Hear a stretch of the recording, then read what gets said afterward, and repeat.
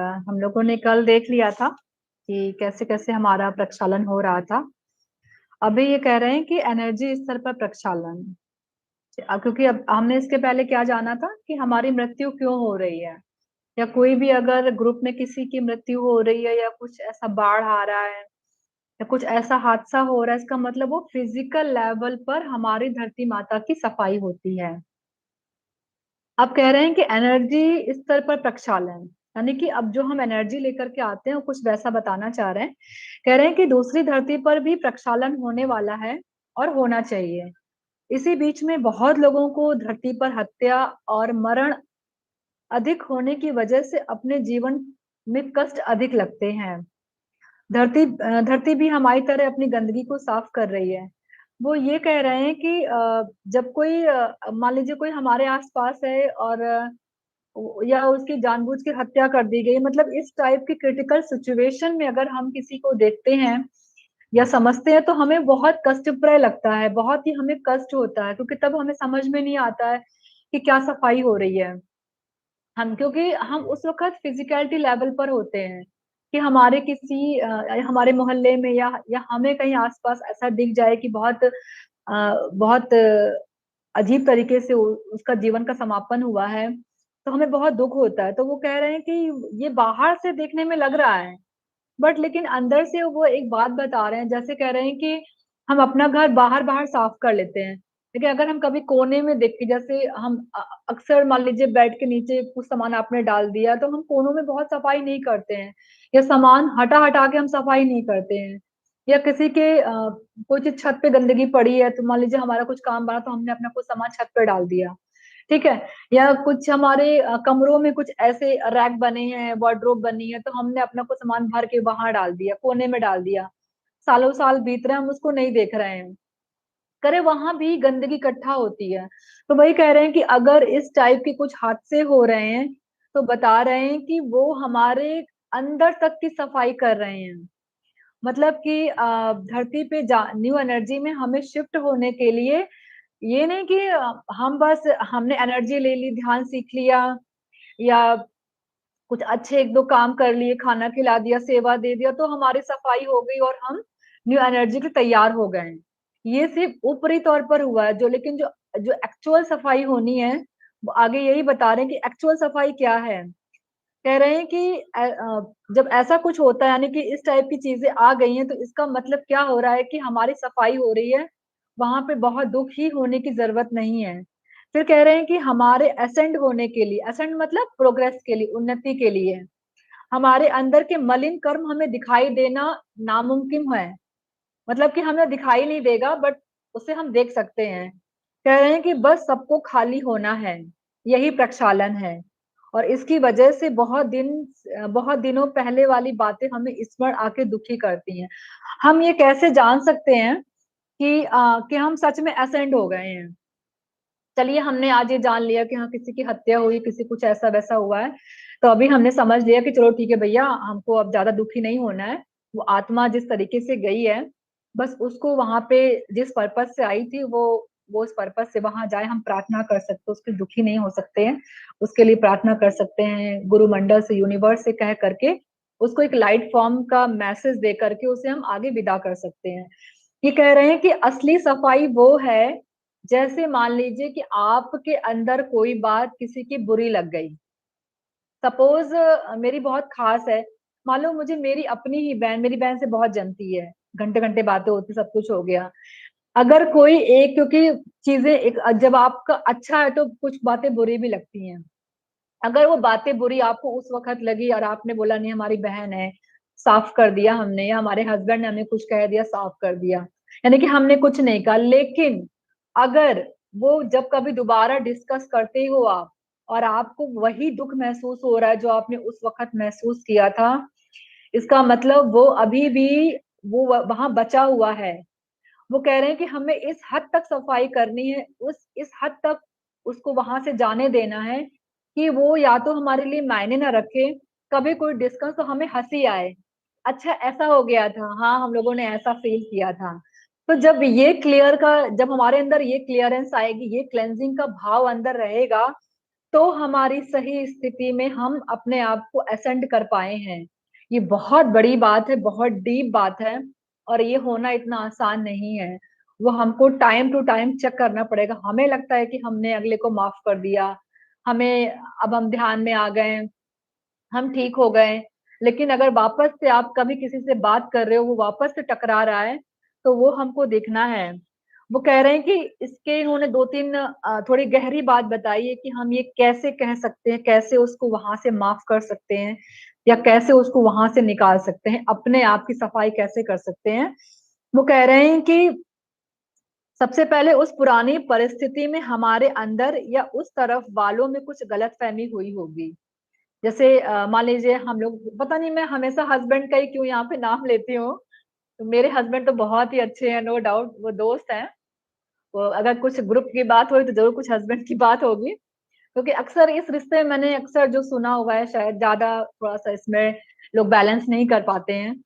तो वो कह रहे हैं कि हम इसको समझ कह सकते हैं, मान लीजिए किसी की कोई बात हमें बुरी लगी है, या इन लॉज की बात बुरी लगी, या किसी कलीग्स की बात बुरी लगी, या हमें किसी जूनियर की बात बुरी लगी है। तो कह रहे हैं कि सबसे पहली बात तो हमें दिल में ये लाना है कि गलतफहमी भी हो सकती है। मान लीजिए कि उसने हमें कुछ कहा, मैंने उसे कुछ कह दिया, तो अभी तुरंत रिएक्शन नहीं देना, धीमे धीमे वो हम प्रैक्टिस से आएगा कि हमको रिएक्शन नहीं करना है। तो सबसे पहला पॉइंट बोला कि गलतफहमी हमें तुरंत दिमाग में लाना है कि हो सकता है कुछ गलतफहमी की बात आई हो, तो ये डालना है। दूसरा कह रहे हैं कि हमें सहानुभूति के साथ समझना चाहिए। सहानुभूति बहुत डीप बात है। और वो कह रहे हैं कि हमें समझना चाहिए कि अगर हमारे अंदर या उस तरफ के लोगों में ऐसे संस्कार या अवगाहन की कमी नहीं होती तो ऐसा पड़ाव हुआ ही नहीं होता। वो कह रहे हैं कि वो जिस तरीके से उनका, जिनकी बात हमें बुरी लग रही है, वो कह रहे हैं कि हम ऐसा भी समझ सकते हैं कि उनकी, जो उनका जीवन, वो जिस तरीके से बड़े हुए हैं, जो उनका पड़ाव आया है, हो सकता है कि उनको वो वैसा ही रिएक्शन जिंदगी भर देते आए हैं, तो आज वो हमें भी वैसे ही समझ रहे हैं, वैसे ही बात कर रहे हैं। कह रहे हैं कि हम ये भी जान सकते हैं कि जो उनका पालन पोषण हुआ है, अगर हम वहां थोड़े नरम हो जाएं, वहां समझदारी दिखा दे, सहानुभूति दिखा दे, तो भी हम इस, जो जो सामने हमारी ऊर्जा आई है, वो हम उससे बच सकते हैं, यानी कि उसको हम निकाल सकते हैं इजिली, जो हमारे अंदर प्रवेश कर गई है। और कह रहे हैं कि सहानुभूति के साथ इस बात को समझकर मन की शांति के साथ हम सब इस विषय के बारे में अगर सोचना छोड़ दें तो वह छूट जाएगा।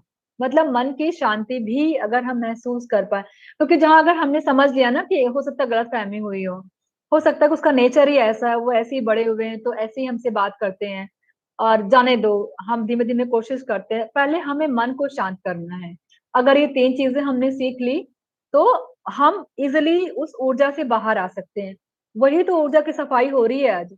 आज वो छोटी सी जो मतलब लड़ाई झगड़ा है, मिसअंडरस्टैंडिंग है, वो बढ़ते बढ़ते बढ़ते पहले हम घर से शुरू करते हैं, फिर क्या होता है, फिर हमारे कलीग्स में जाता है, फिर कलीग्स से क्या होता है कि हमारे आसपास के वातावरण में जाता है, फिर अगर हमें बहुत बड़ा प्लेटफॉर्म मिले तो हमने वहां परफॉर्मेंस करना शुरू कर दिया।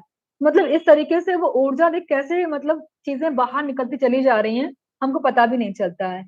सोचिए एक इंसान की बात है ये, और अगर लाखों लोग ऐसे हो जाएं तो क्या ही देश का हाल होता। तो इसीलिए वो ये 3 पॉइंट बता रहे हैं कि 3 पॉइंट हमें बहुत याद रखने की जरूरत है। और कह रहे हैं कि फिर एक एक और एग्जांपल दे रहे हैं।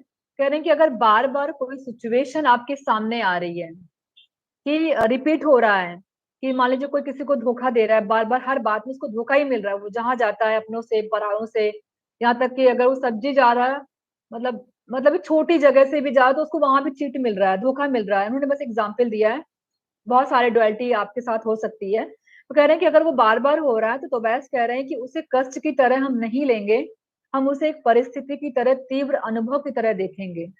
अगर हम उसे एज एक्सपीरियंस देखेंगे कि हाँ ऐसा बार बार क्यों हो रहा है, और हमको उसको स्वीकार करना है कि ये अच्छा अभी स्थिति बार बार ऐसी आ रही है, उसको स्वीकार करना है, स्वीकृति भाव लानी है कि अच्छा अभी इसने ऐसा किया फिर ऐसा हुआ। वो कह रहे हैं कि ऐसा इसलिए भी होता है क्योंकि वो भाव हमारे अंदर ही वो छुपा होता है, वो गुण। ये बहुत गहरी बात है, बहुत ट्विस्ट बात है। कहते हैं ना कि जो जैसा होता है उसको वैसा ही दिखता है, या आप जैसे अपने आप को बहुत अच्छा समझ रहे हैं, सामने वाला आपको कुछ भी कह के चला जा रहा है, कुछ भी आपके साथ हो जा रहा है, तो इट्स मीन्स कि वो सामने वाले ने जो आपके किया है वो क्वालिटी आपके अंदर दबी हुई है, तभी वो सामने वाले ने मिरर बन के आपको दिखाया। तो ये बात हमको समझनी होगी कि अगर सामने से हमें बार बार वो चीजें आ रही हैं, तो वो मेरा ही मिरर है, मेरे अंदर वो चीज छुपी हुई थी एनर्जी के रूप में, हमको दिखी नहीं।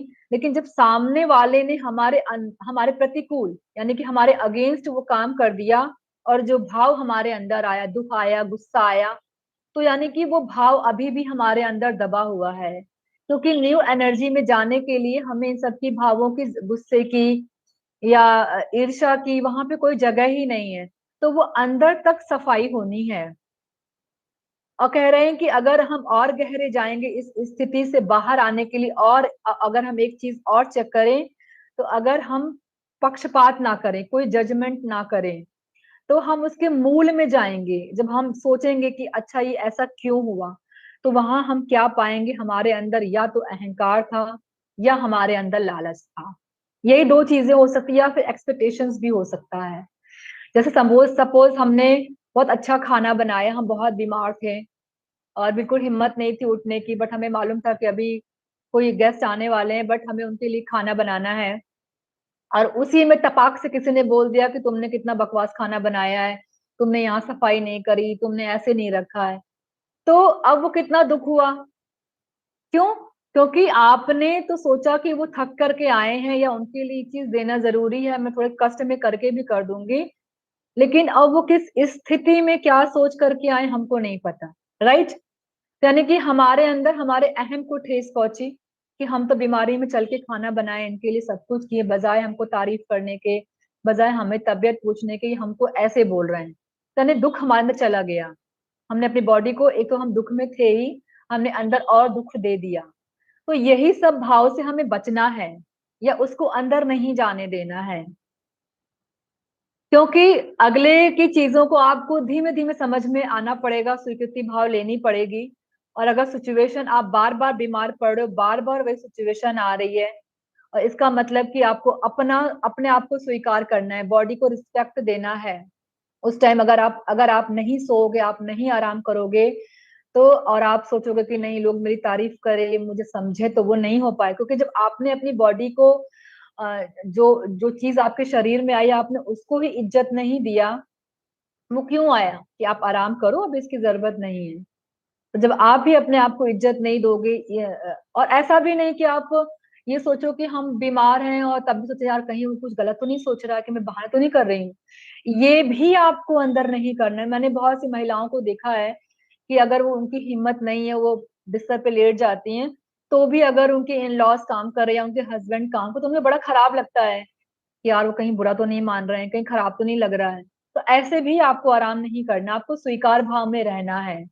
तो ये छोटी छोटी बातें हैं, चीजें हैं, जो परिस्थिति हमें बार बार सिखा रही है कि हमें अपनी रिस्पेक्ट करनी है, लेकिन अगले को दुख देके नहीं करना है। तो इस हद तक यानी कि हमारी जो सफाई होनी है, जब हम चेक करेंगे, गहरे में जाएंगे कि हमने क्या किया। तो उन्होंने दो हमें बताए हैं, एक अहंकार, एक लालच, और एक जो मेरा अपना तरीका है, विजडम है, वो है अपनी रिस्पेक्ट। जब आप अपनी रिस्पेक्ट करोगे, तो आप दूसरों की भी रिस्पेक्ट आराम से कर पाओगे। रिस्पेक्ट में और अहंकार में बहुत अंतर है। ऐसा नहीं कि हम अपनी इज्जत करते करते अगले को हम ठेस पहुंचा दें, या हमें वो ज्यादा आ रहा है तो हम उसको ओवरटेक कर, नहीं नहीं, वो अगला कुछ और बता रहा है, हमने जो सीखा है हम अपना पूरा ओवरटेक कर दे रहे हैं। ऐसा आ जाता है, हमें पता भी नहीं चलता है वो। तो ये सब बहुत गहरी वाली बातें हैं। न्यू एनर्जी में जाना आसान नहीं है, तपस्या करनी पड़ी, तप तप करना पड़ रहा है हमको। हम हर चौथे दिन, हो सकता है गलती मुंह से नहीं करें, बट हो सकता है अंदर से जो हमारे भाव हैं, क्योंकि यहाँ बातें हमारी भाव की हो रही है, बहुत डीप लेवल तक हम। क्योंकि अगर कोई वो बात कर रहे हैं कि कोने हटा हटा के साफ करना है, इसका मतलब हमारे कोने हटा हटा के साफ करने हैं। जितनी जितनी ऊर्जाएं हमने जिससे ली है, जो भाव हमने लिया है, वो भाव हमें आगे बढ़ने दे रहे हैं कि पीछे हमें ढकेल रहे हैं। क्योंकि जिस ऊर्जा में आप रहेंगे, उसी ऊर्जा को आप बढ़ाएंगे। तो वही वो कह रहे हैं कि हमें उस ऊर्जा की मूल तक को खत्म करना है, पूरा समाप्त करना है, वहां से क्लीन होना है, निकलना है वहां से। और वो कह रहे हैं कि परिस्थितियां जो हमें पाठ सिखाती हैं, उसे हमें स्वीकार करना है। और अपने जागरूकता को जब बढ़ाते जाएंगे, तो हमारा प्रक्षालन होता जाएगा। और जैसे जैसे हमारा प्रक्षालन होता जाएगा, वैसे वैसे हमारा मन हल्का होता जाएगा। फिर बात कर रहे हैं पुनर्मिलन की। तो पुनर्मिलन थोड़ा बड़ा है लेकिन हम तब भी कर देते हैं। कह रहे हैं कि कितनी सारी बातें बताई गई, अंधेरी पर जीत हासिल करने के लिए साथ देने वाली इस अद्भुत कहानी के बारे में हम बात नहीं करेंगे तो अन्याय होगा। तो वैसे हमेशा कहते हैं कि हमेशा हम एक स्टोरी डालते हैं, उनको स्टोरी बताना बहुत पसंद है। वो कह रहे हैं कि हमारी धरती जो है वो 2 बार खत्म हो चुकी थी, मानव जाति करीब करीब अंत होने वाला था। इतनी जबरदस्त प्लानिंग थी अंधेरे वालों की, ब्लैक फोर्सेस वालों की। वो कदम हमसे 2 कदम हमसे आगे ही चलते थे, और वो ऑलमोस्ट हमारी जाति को इसीलिए खत्म होने कगार पे थे, लेकिन वो जीत नहीं पाए। इस बार उनको निराशा हाथ, तीसरी बार जब वो कोशिश किए, उनको निराशा ही हाथ लगी। क्यों? क्योंकि हमारी सहायता हम खुद भी कर रहे थे, और हमसे कई लोग जो एस्टल मास्टर्स थे वो सब भी हमारी सहायता कर पा रहे थे, उसको हम उनकी सहायता ले पा रहे थे, क्योंकि हमने उन भावों को निकालना शुरू किया, वो रास्ता हमने ढूंढ लिया। फिर कह रहे हैं कि जिस डुअलिटी को हम सीखने इस धरती पर आए थे, वो जो खींच करके हमको लेकर के आया था, कह रहे हैं कि अब वो डुअलिटी हमको मिल गया है। वो कौन है? हमारा परमात्मा ही है। कह रहे हैं कि सृष्टि केंद्र में जिस तरह डुअलिटी की बातें फैली, ठीक उसी तरह डुअलिटी का मिलना उस तरफ के कि सब लोगों को पता चल गया, यानी कि ऊपर के वालों को भी मालूम चल गया। फिर कह रहे हैं कि सृष्टि कुछ समय के लिए रुक गई, और उसको चालू करने के लिए विश्व वालों ने मिलकर एक मीटिंग रखी और एक आर्कएंजल का निर्माण किया था। वो हम ही सबकी एनर्जी थी। जब आर्कएंजल आए, प्यार की ऊर्जा आई, तो फिर से पुनर्मिलन हुआ।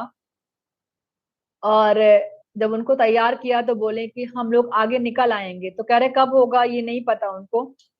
और कह रहे हैं कि पुनर्मिलन का निर्माण हमारी वजह से हुआ है, जो उस तरफ वाले दिव्य जीवों के द्वारा नहीं हो पाया।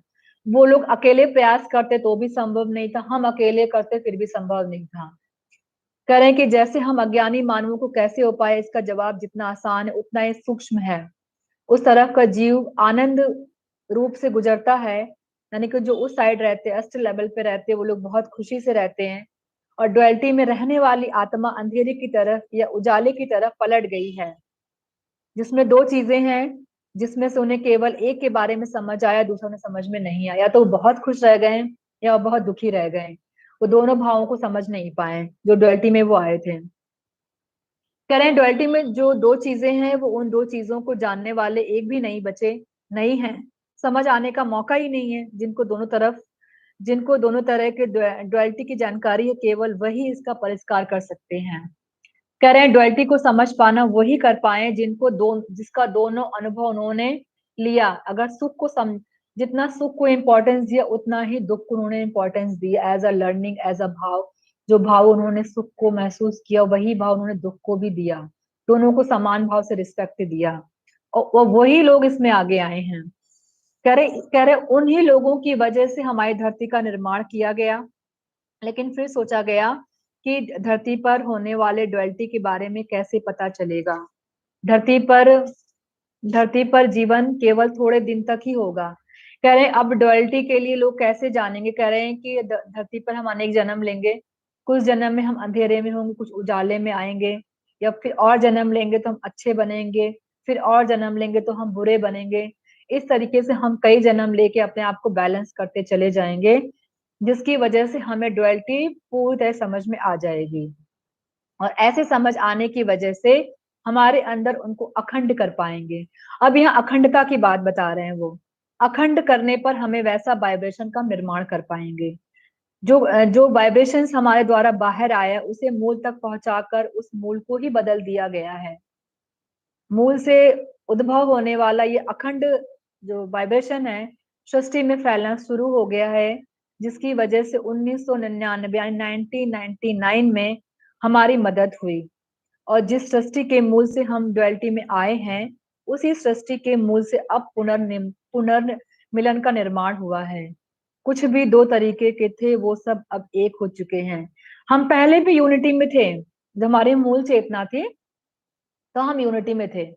अब वापस से हम यूनिटी में जा रहे हैं, तो उसमें अब क्या है कि हमने डुअलिटी का बखूबी अनुभव लिया है, तो वो हमारा अखंड रहेगा। तो चलिए हम इसी पे अपना समापन करते हैं।